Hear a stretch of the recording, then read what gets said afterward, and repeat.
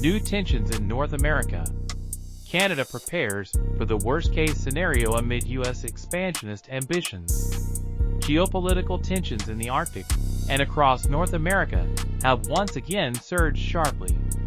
U.S. President Donald Trump has openly displayed territorial expansion ambitions, including renewed rhetoric about the annexation of Greenland, moves that have shaken global stability and raised serious concerns among America's closest allies. One of the countries most affected is Canada, America's immediate neighbor and a core ally for decades. Ottawa no longer views these developments as mere political rhetoric, but rather as a strategic threat that could fundamentally reshape the region's security landscape. Davos. A strong warning from Canada.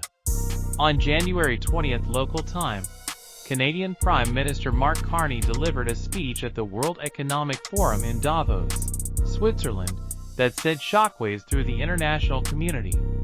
Without explicitly naming the United States, Carney issued sharp criticism of major powers he said are increasingly weaponizing economic and geopolitical dominance.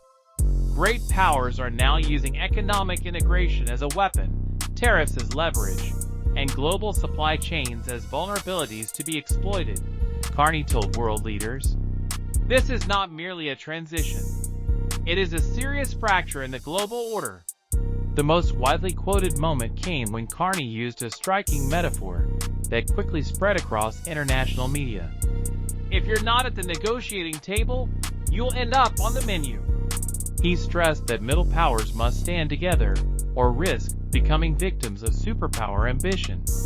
The speech was widely interpreted as a clear signal of Canada's deep concern over the direction of U.S. policy under Trump's leadership. Controversial image sparks backlash. On the same day, President Trump posted an altered image on social media depicting the U.S. flag flying over Canadian territory. The post immediately triggered widespread criticism, both within Canada and internationally. Although the White House offered no official explanation, many observers viewed the image as a symbolic provocation that further strained bilateral relations. For Ottawa, the message could not be dismissed lightly. Canada begins to act. According to a report by the British daily The Telegraph, the Canadian government is now considering concrete measures to demonstrate resistance to U.S. expansionist ambitions. One proposal includes deploying Canadian troops to Greenland as a symbolic show of support for the island's sovereignty. While largely symbolic, the move is seen as a strong political signal that Canada will not remain passive if international norms are violated. Major surge in defense spending. At home, Canada has moved swiftly to strengthen its national defense. The government has allocated approximately $1 billion to reinforce the southern border with the United States, an extremely rare step in the history of relations between the two countries. Beyond that, Ottawa is planning additional multi-billion-dollar investments to strengthen its northern and Arctic defenses, regions that have become increasingly strategic as ice melts and global military activity intensifies. Shortly after taking office, Prime Minister Carney approved more than $4 billion to build an Arctic early warning radar system. The system is designed to detect air and missile threats at an early stage while reinforcing Canada's military presence in a region long considered peripheral. The Arctic, a new battleground. The Arctic has rapidly become a focal point of global attention.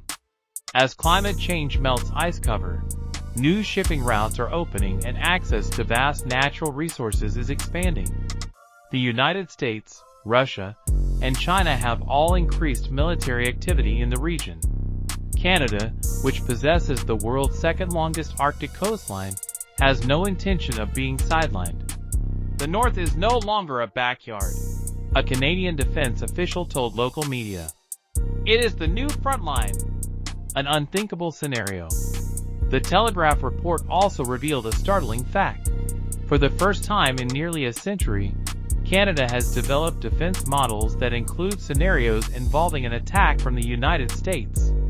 While officials emphasize that such a possibility remains extremely unlikely, The move reflects an unprecedented level of concern in bilateral relations. Several Canadian generals reportedly believe that if an armed conflict were to occur, Canada would be unable to withstand the U.S. in a conventional war. Asymmetric warfare. With a total force of roughly 100,000 personnel, including reserves, Canada's military is vastly smaller than that of the United States, which numbers around 2.8 million personnel. Internal simulations have led Canadian defense planners to conclude that survival would depend on unconventional warfare, ambush tactics, guerrilla operations, and asymmetric territorial defense. "This is not about winning a war," said a Canadian military analyst. "It's about survival and raising the cost for the attacker." A two-day defense line. Even more alarming, the report suggests that in a worst-case scenario, Canada's defensive lines could collapse within 2 days if U.S. forces cross the border. Nevertheless, Canadian defense authorities stress that the scenario is purely hypothetical and used solely for contingency planning. The world holds its breath. Canada's actions reflect broader anxieties among middle powers worldwide. As major powers increasingly challenge international norms, other nations face difficult choices: adapt, unite, or be marginalized. Mark Carney's Davos speech is now widely seen as a stark warning, not only for Canada, but for the entire international community. As tensions continue to rise, the world is holding its breath, waiting to see whether expansionist rhetoric will turn into reality, or trigger a profound shift in the global order once thought to be stable.